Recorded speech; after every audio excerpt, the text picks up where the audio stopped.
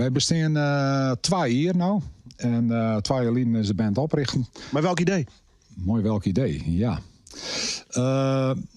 Nou, 3 jaar geleden ben ik ziek geworden. Toen kreeg ik slokdarmkanker, mooie uitzaaiingen. Daar ben ik voor geopereerd. Het is al goed gegaan. Maar in die periode heb ik zo'n... Ik kwam Jansje op het open podium in Drilst. En toen zei ik van, we moeten weer ik wil weer mooie muziek wat van.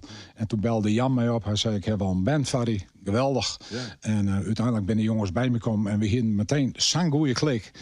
Dat we ben weer muziek in maken. En ja, dat heeft mij een protte energie, joh. Oh, zeg het, Tito. Zeg het.